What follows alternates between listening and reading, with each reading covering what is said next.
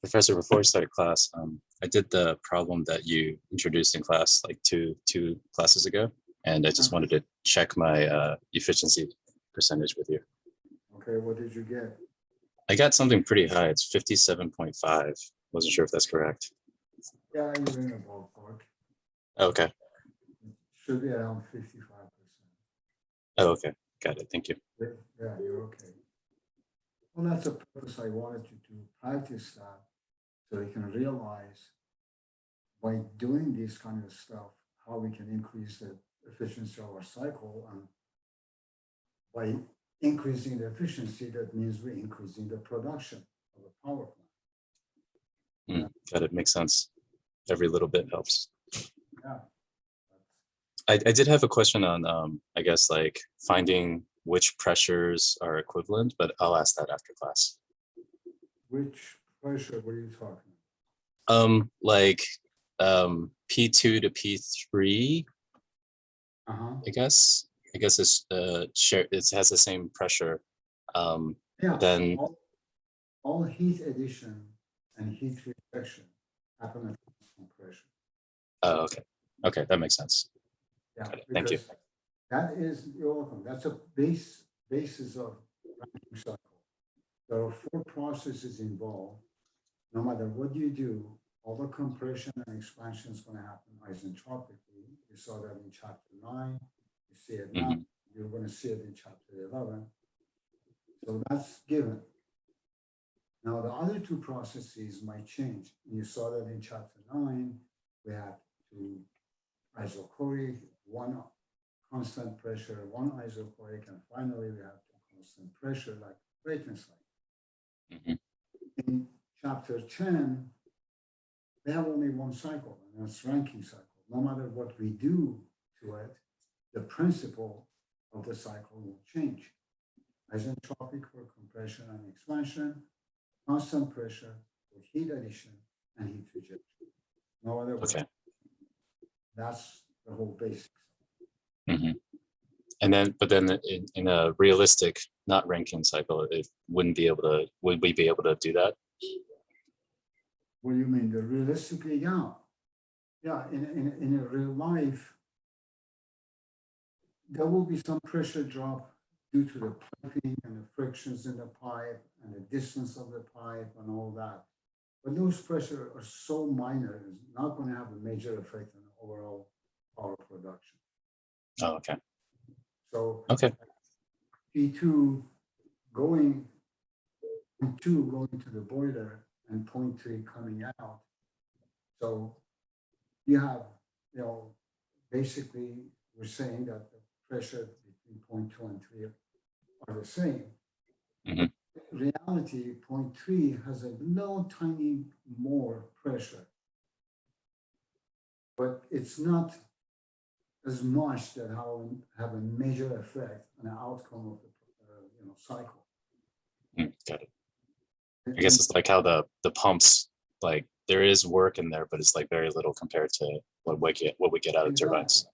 Exactly. We consider the work. We work on it, but however, we don't care about the efficiency of it. Because the efficiency of the pump is nothing compared to the efficiency of the turbine.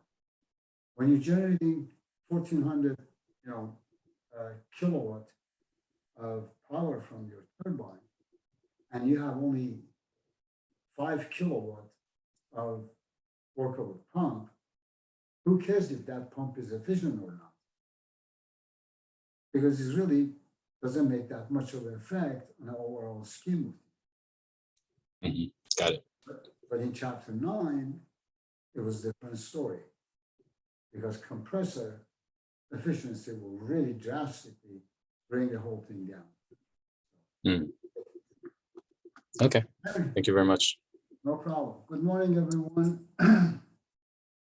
Let's see how many people we have. How many people actually missing?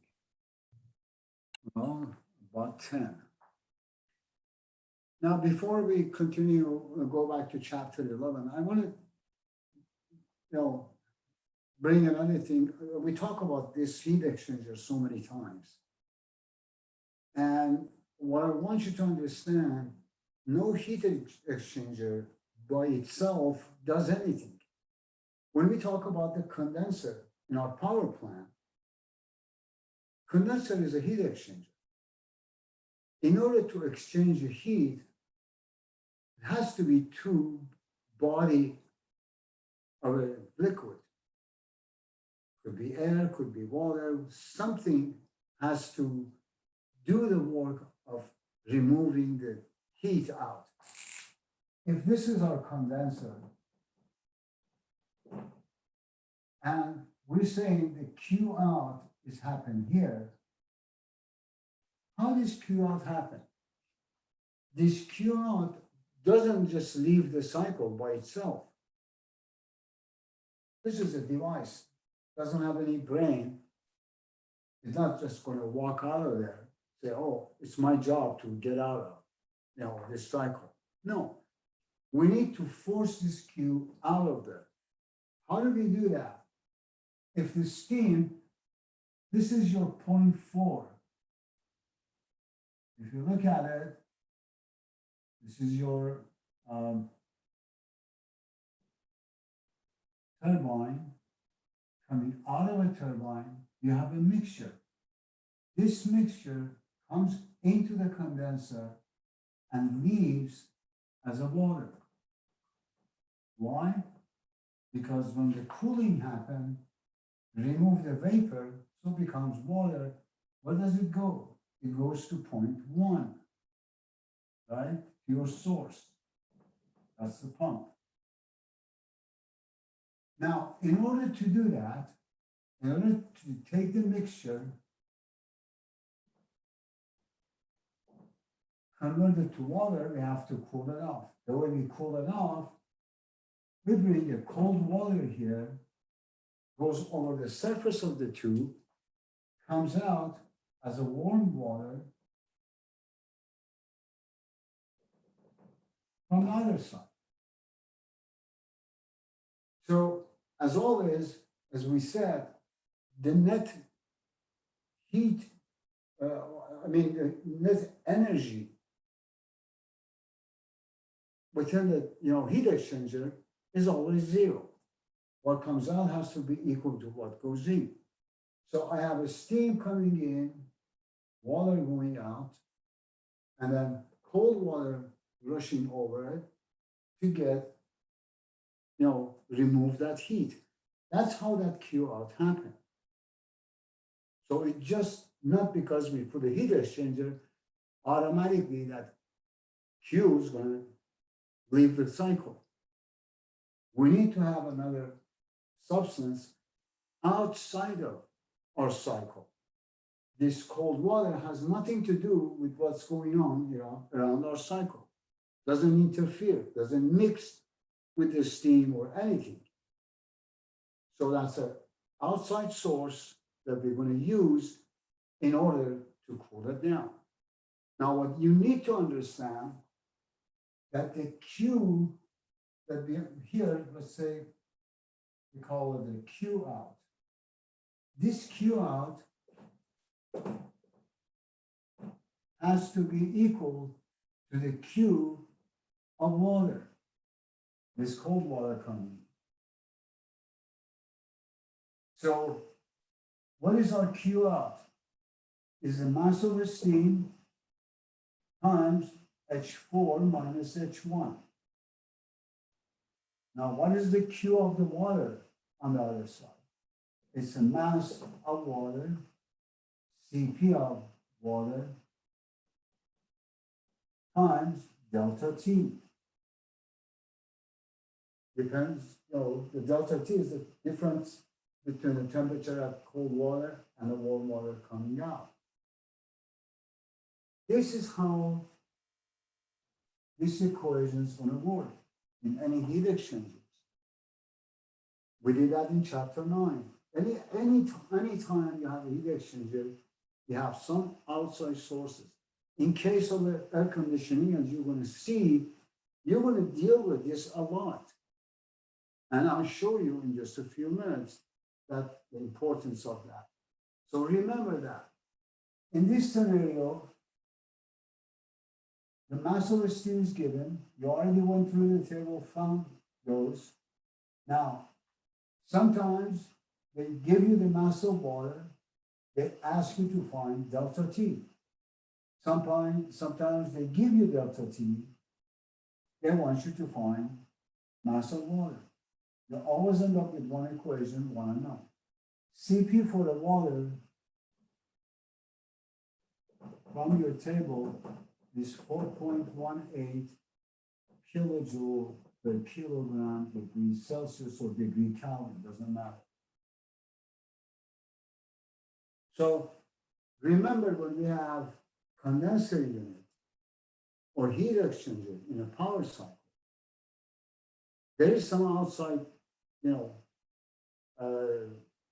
sources that we're going to use in order to remove the heat or add heat to the system, because the heat exchanger by itself is not going to do anything. We have to have, in a heat exchanger, we have to have two substances, one warm, one cold. We either add heat to a system or we remove heat from the system. Either way, we need both bodies. Any questions? Okay. So remember this, because something like that could be in your next test or definitely in a final exam. So be very careful, be aware of that. This is very important. All right. Let's go back to chapter 11. Now, last time, we showed you the, what we call semi-ideal refrigeration cycle. And we told you that in a refrigeration cycle, we have four processes. Compression happens isentropically. Expansion happens through the expansion valve because there is no equipment. And therefore, the delta H across expansion valve is zero. The other two processes happen at constant pressure. The removal of the heat through the condenser system and the cooling is going to happen also at a constant pressure. And there were phases involved, and phases are dependent on our TS diagram, where those points are located at. Now, the actual cycle would be a little different. You're still going to have the same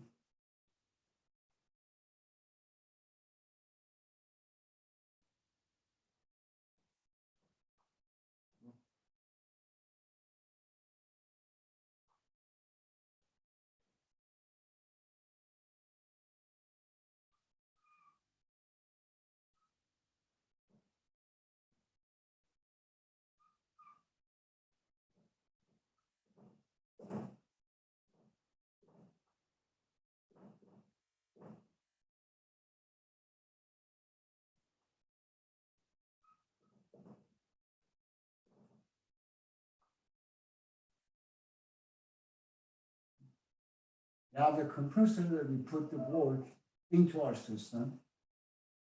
This is where we remove the heat from our system. Now, in your textbook, if you look at it, the direction of the arrow is this way. And that's the biggest mistake they did in the textbook. This is where we get the cooling out of the cycle. We don't put cooling into the cycle. You see, direction of all these arrows indicate what you put in or what you get out. We're removing the heat, that's what the arrow is going out.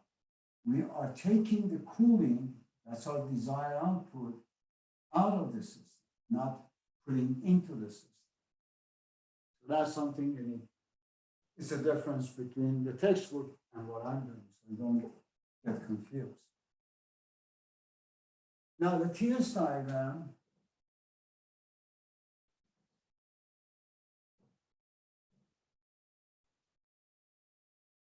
now in a semi-ideal cycle at point 1,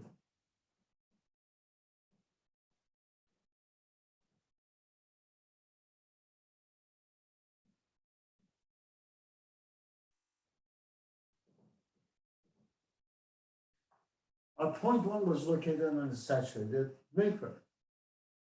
However, in actual cycle, our point 1 could be here in a superheater and can go up isentropically to point 2s. Then our point 3 was on a saturated liquid line, but this time our point 3 is going to be right there. And then obviously we come to mixture region, point 4, and connect it back to point 1. Now, because it's actual, therefore, we're going to have the efficiency of the compressor. This becomes our actual cycle,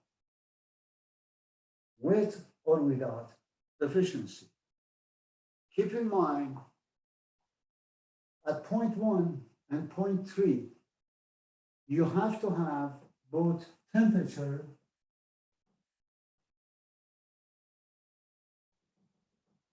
and pressure, T1 and P1, because this point is outside. In order to find the value of this, H1, you have to have a temperature and pressure. You need to have 2 points of reference. So that's at point 1. Similarly, at point 3, in order to find the H value, again, you need to have T3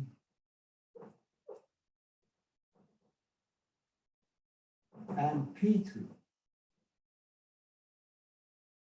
Because before, our point 1 was here, and point 2 was on the saturated liquid. So the second point of reference, X was equal to 1, this was X is equal to 0. Now, the only way we can solve this problem, if we have the temperature and pressure both at point 1 and at point 3. We're going to solve an example problem, we get the hang of it. Now, let me talk about something that we just, went over it. Evaporator is a heat exchanger. What is the purpose of generating cooling? What was the purpose of generating power? We wanted to convert that to electricity because we need it. Generating cooling, we need it because we can use it for air conditioning. We can lower the temperature more and have a refrigerator. That's the air inside of your refrigerator. If I take it a little bit, get it more cooling, that means my temperature goes further down, then I have a temperature like a freezer. Now, other way of using that, I can connect water to this and get cold water out. Or I can add water to it and get ice out of it. So that means if I connect water here at point 1, or let's say point A, then I get here ice at point B.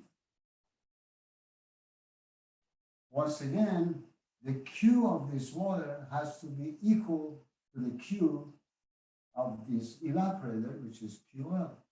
So in this case, QL has to be equal to the Q of water.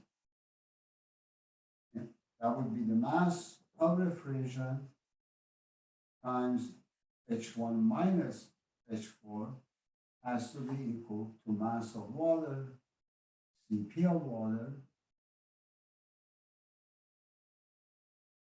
times delta T. Similarly, on a condenser, how do I remove the heat from the condenser?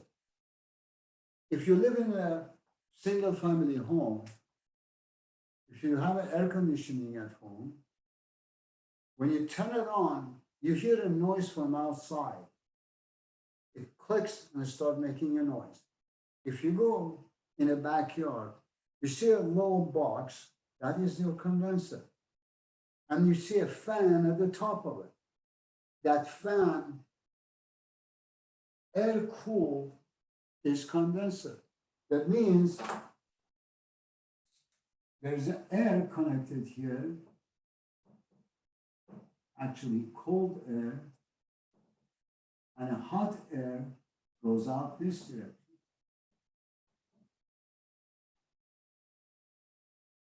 Once again, the Q of that air has to be equal to the Q of your condenser, which is QH, in order for that works.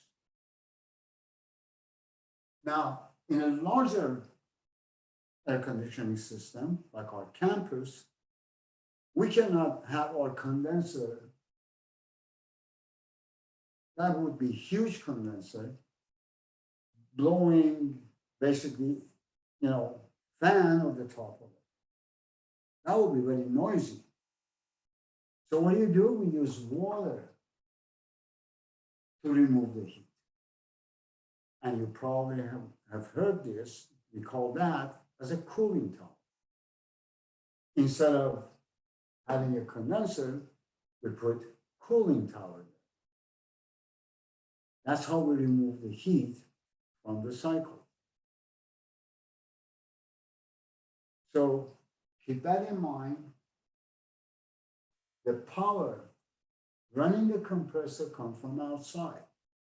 The electricity connected to it, that's the power that comes from outside. That's the amount of work we put into the system.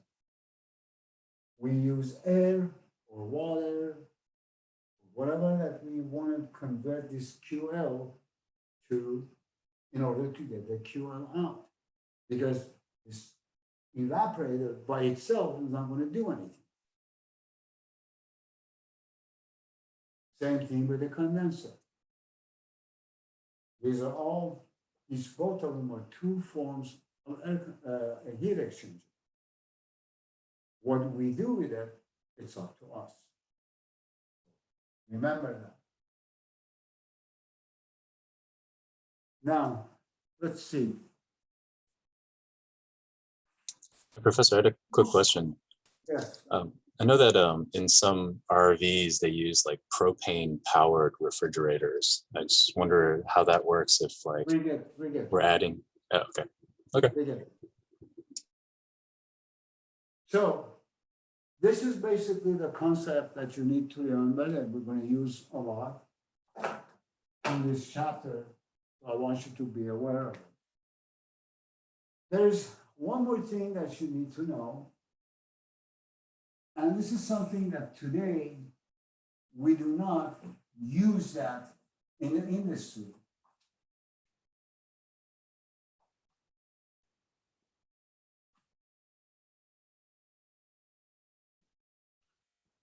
And that is called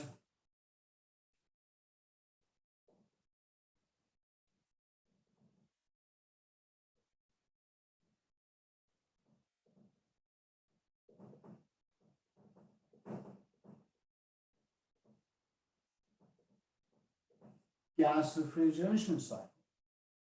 You still have the compressor. This is actually the condenser. Now in this side,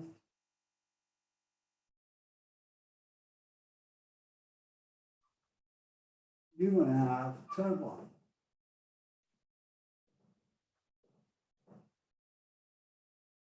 So that would be the wall of a turbine. You still have this QH and QL. You remember that I said if you take a cycle and go in reverse, becomes, air conditioning or refrigeration cycle? That's how it's going to look like. It's not that actually you take the turbine running it the other way, it's going to work like that. No, what we did, we took the compressor of a power plant who was in this side, we put it on the other side, and a turbine that it was right here, we put it on the opposite side. Now, in this case, our TS diagram, now we have 0.4 down here, and now we need to find the quality at this point. Because we no longer have expansion valve. Now we have isentropic process going on. Now we seldom use this kind of a system. This is a system that really doesn't make sense. If you are focused on generating QL, what is this? If you do it that way, you get power and QL both at the same time. However, you don't get enough of QL and you don't get enough of power. And you're wasting your money and costs and expenses to put something like this together. We did that all time, and today still they use it in the space. Because in space, they need the power, no matter how small it is. And of course, they need the cooling. So that I can see the application up there because the efficiency of the system is really not that important. But down here, you won't find anything like this in a practical way. Just want to let you know so you be aware of it. Now, there are a few things that you need to know. Let's see.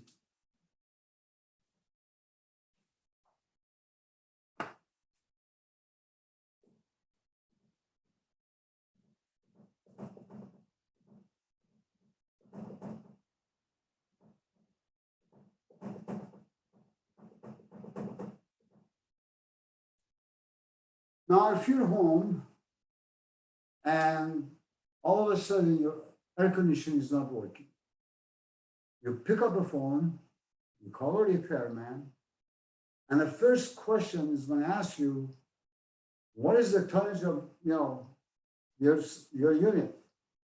How many tons is it? And you want to say, wait a minute. I have a little small unit up in the attic or in the garage. It hardly weighs 50 pounds. This guy is talking about ton. I don't have anything that heavy up in my attic or in the garage. What they meant when they tell you that is a ton of refrigeration. Ton of refrigeration is different than a ton that we use to weigh something. So it's two different things. Now, the ton of refrigeration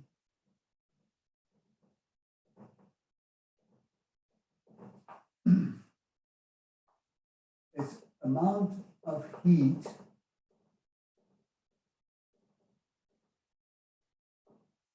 to be removed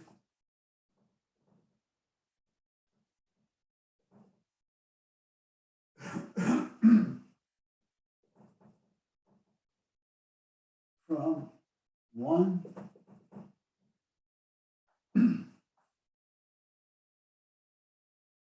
ton of water to convert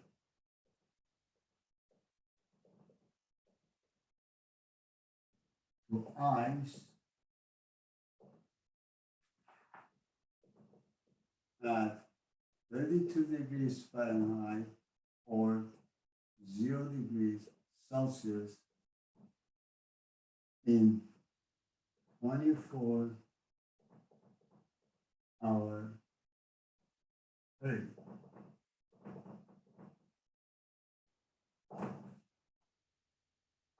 So if I remove enough heat from 1 ton of water in 24 hours to convert that water to ice, then I call that ton of refrigeration. So it's not the weight, that's the amount of heat that I need to remove from 1 ton of water in 24 hours period to convert it to ice. Now, here in the United States, 1 ton of refrigeration is equal to 12,000 BTU per hour.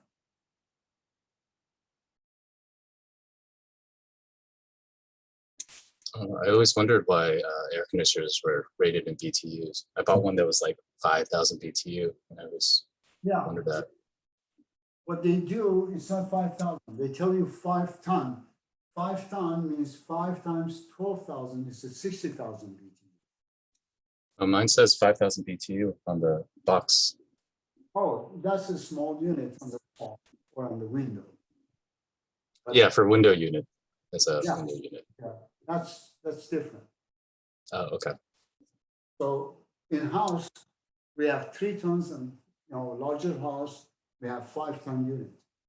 3 ton units is 36,000 BTU. 5 ton unit is 6,000. In our school, we have a 1,500 ton chillers. That's 1,500 times 12,000 BTU. You can see how much, cooling that they can provide. Yeah, mine's like 150 square foot air conditioner, so pretty tiny. Yeah, but 1,500 ton chiller provide cooling from 2 engineering buildings, both VEC and ECS.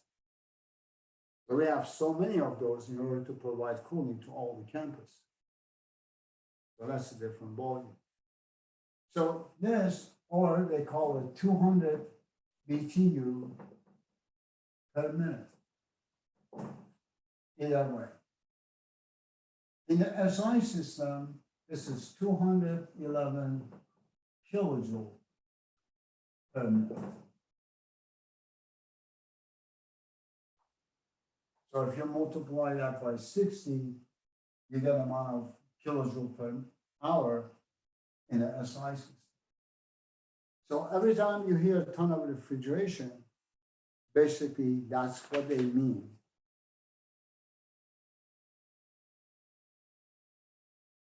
Now, you remember the Carnot cycle, right? The Carnot cycle, we had it in chapter 9. We said we have it in chapter 10. And we told you that never work. The Carnot cycle has the same principle, like a TS diagram for Carnot cycle. Point 1 is started here, going up there to point 2. Then you have point 3, coming down to point 4, going back to point 1. Once again, the reason the Carnot cycle is not practical, look at point 1. Point 1 is in a mixture. This is the compressor. You cannot use a mixture of liquid and vapor, put it in the compressor. The compressor doesn't work that way. You will break the compressor. Right off the bat, at point 1, nothing's going to work. And obviously, we are generating cooling at constant temperature. How can we do that? We remove the heat at constant temperature. How can we do that? Again, the same principle that it was drawn in a power side, it's the same principle that is drawn with, Carnot cycle. Now, this becomes TH, this becomes TL, like a power cycle. And the coefficient of the performance, the COP, this time, we can say it's TL divided by TH minus TL. This would be the coefficient of the performance for the Carnot cycle.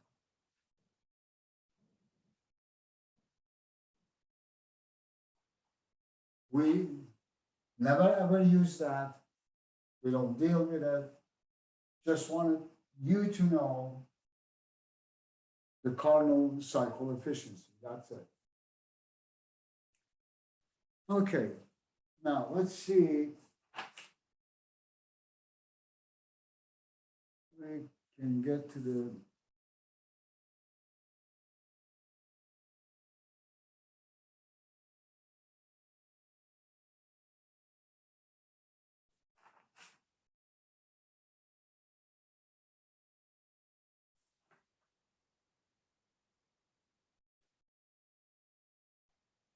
now I'm going to do an example. Is it okay if I erase forget about the Carnot? Let me know if you finish writing that statement so I can.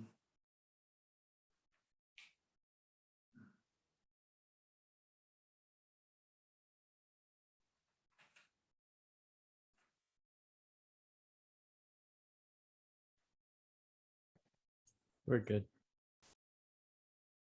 You're good?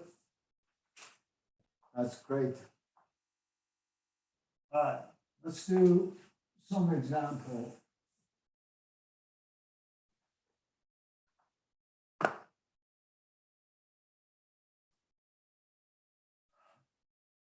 Do you still want me to draw a diagram or just TS will be sufficient? Because the diagrams are all going to be the same. You want me to draw the equipment diagram? A quick sketch of the diagram would help just so we can visualize it.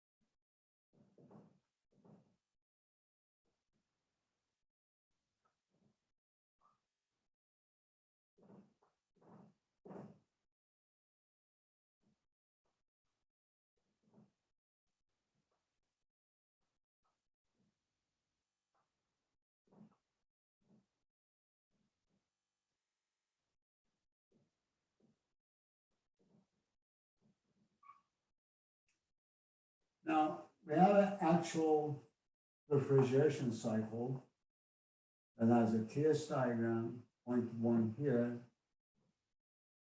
going to point 2, isentropically, 2S. This is point 3, point 4, back to 1. Since the efficiency is given, that is 2A. Now, they have told us at point 1 that we have a pressure P1 is equal to 140 kilopascal, and temperature at point 1 is minus 10 degrees Celsius.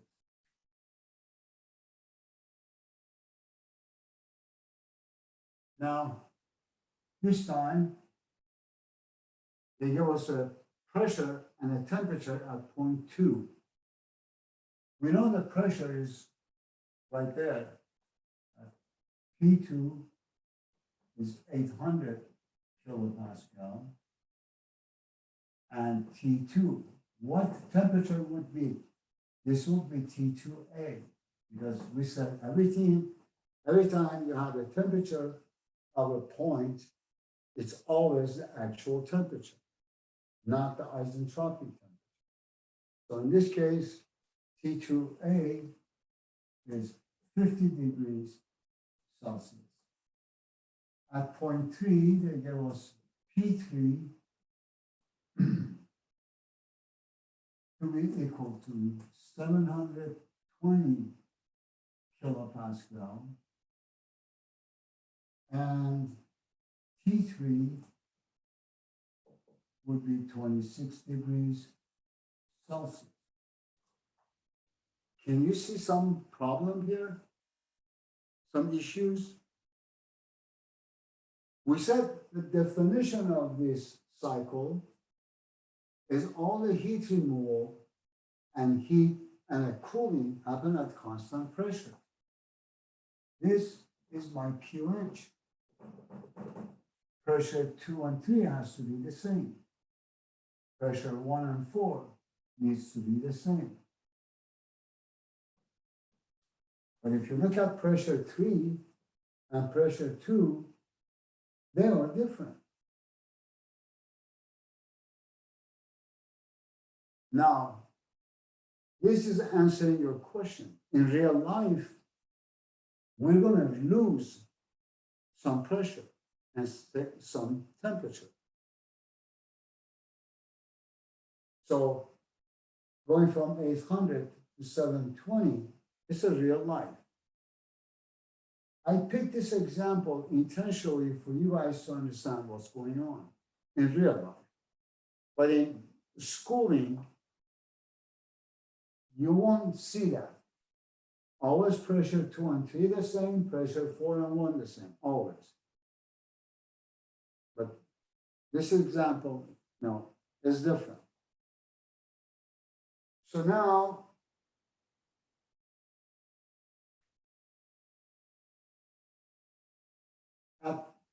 we already gave you this. Also, P4 is given to be 150 kilopascal. Again, up to here is 140, down here is 150. But in reality, in theory that we use in a course, pressure 1 and 4 are the same, pressure 2 and 3 should be the same. But this particular example, they said that pressure 1 and 4 are not the same, pressure 2 and 3 are not the same. The good thing is they gave us those pressure, otherwise we would be in trouble. So, since we have all the information, we can go to the refrigerant table. Oh, by the way, this is R134A.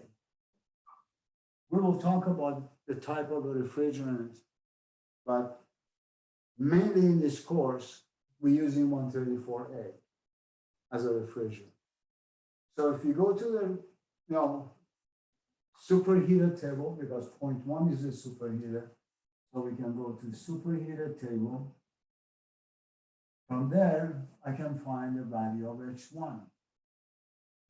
I don't need to get S1 because I already have the actual, temperature and pressure. I can go to the table and find the value of H2A. So in this case, H1 is 246.37 kilojoule per kilogram. Based on these two information, again, superheated table, I can find the value of H2A to be 286.71 kilojoule per kilogram. Now, based on these two, I go to saturated liquid table, and I can find H3, which is equal to 87.83. Now, at point 4, I don't care about this pressure because this is expansion valve or throttling valve. So what you do, you write at the state 4, you have expansion valve, which delta H is equal to 0. Therefore, H4 is approximately equal to H3 and is equal to 87.83 kilojoule per kilogram. You need to write the whole thing. You cannot just say H3 is 87.83 kilojoule per kilogram and is equal to H4. You cannot do that. If you do that in a test, you're going to lose point because you need to explain why H3 is equal to H4. Your explanation is right here. State 4 is expansion valve, and expansion valve, delta H cross it is 0, therefore H4 is equal to H3. So now I have all the H values. So I can say the QL is mass of refrigerant times H1 minus H4. I have all the values. Oh, mass is given to me 0.05.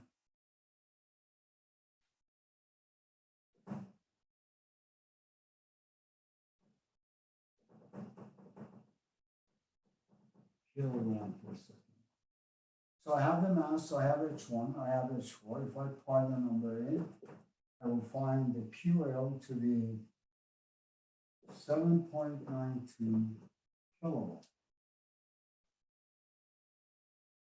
Now to find the work of the compressor, that would be the mass of refrigerant times H2A minus H1. That will give me the mass to the work of 2.03 kilowatt. Now, they ask us to find the efficiency of the compressor, okay? The efficiency of the compressor is equal to H2S minus H1 divided by H2A minus H1. Now, I have H1, I have H2A, but I don't have H2S. So how can I find H2S? Very simple. I go back to the first state and find the S value, S1. So S1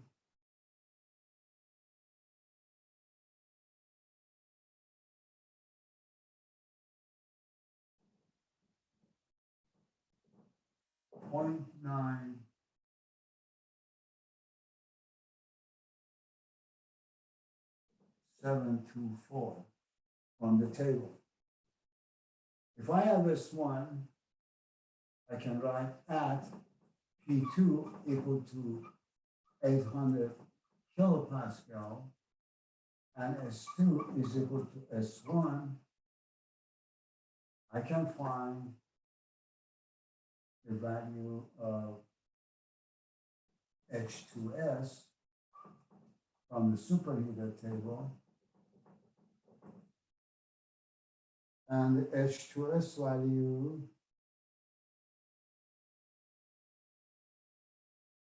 becomes 284.20 kilojoule per kilogram.